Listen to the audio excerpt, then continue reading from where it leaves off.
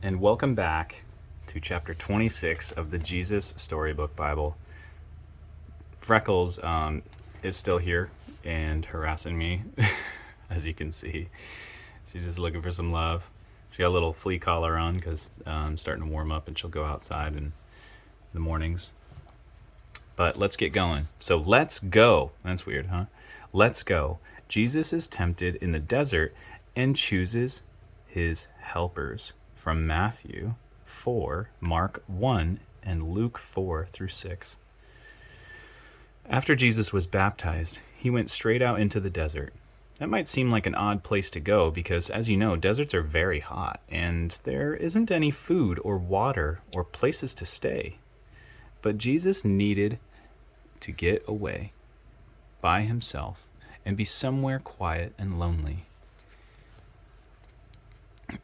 He needed to be with his heavenly Father to get ready for his new life. In the desert, Jesus thought about the secret rescue plan he had made with God before the foundation of the world, that is. Before the foundation of the world, they both knew what would happen or have to happen to rescue God's children. Jesus would have to die. There was no other way. It was the reason he had come. Now, that old enemy, the one who had spoken through the snake to Adam and Eve back in the garden, remember him? Well, he didn't want Jesus to rescue God's people, so he lied to Jesus. "Are you really God's son?" he whispered. "Poor you. God must not love you. You don't need to die. Do it my way. Yes. And no," Jesus said to the liar. "I will do what God says." And from that moment on, nothing would ever be the same. Jesus, look at this. Okay, hold on. I'm going to zoom out for a sec. She's laying right here, scratching her head right now. But this is like, my hands are just off screen when I'm zoomed in like this, right? So this is all you really see. But this cat is all up in my business. All right, let's get back to it. And from that moment on, nothing would ever be the same. Jesus wasn't like Adam. Jesus was a new kind of man. He would not believe the terrible lie that the enemy spoke. Jesus knew God loved him, and he would trust God no matter what. It was just as God had promised to Adam and Eve all those years before. Jesus had come to do battle against the snake's work. He would get rid of the sin and darkness and the tears, and he would suffer, but he would win. Turn the page, Freckles. Jesus left the desert and set about the great rescue. Can you come over here? Thank you. He was going to get God's people back, but first he needed to find some helpers and friends. He had a lot to do. He would need some people to help him. Who would make good helpers, do you think? Clever ones? Rich ones? Strong, important ones? Some people might think so, but I'm sure by now you don't need me to tell you they'd be wrong. Because the people God uses don't have to know a lot of things or have to have a lot of things. They just need him a lot. That's basically it. That's true. They have to need him a lot. One day, Jesus was walking by the Sea of Galilee.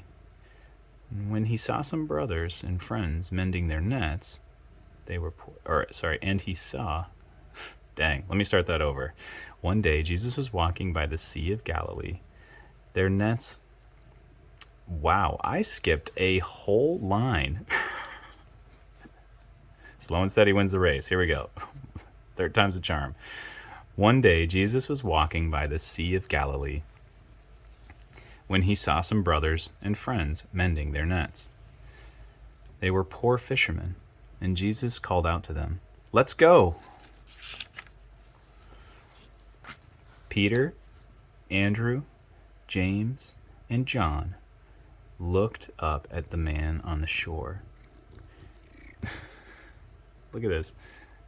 Can you lay down, please?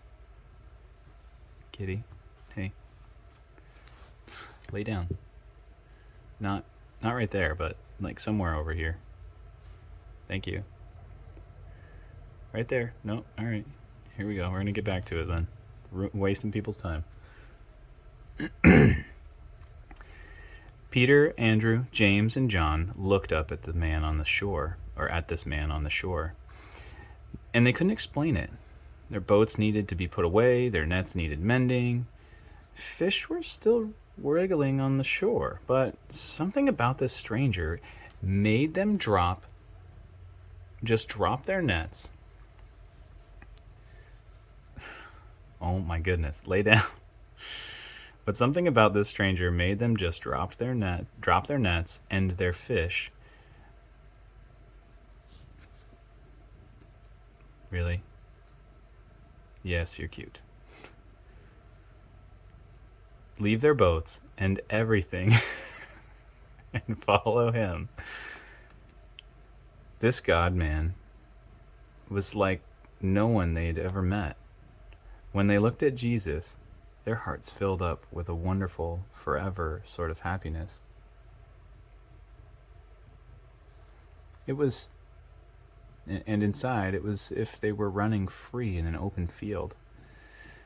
Jesus asked 12 men to be his helpers: Peter, Andrew, James, and John, Matthew, Philip, Bartholomew, Thomas, another James, Simon, Thaddeus, and Judas.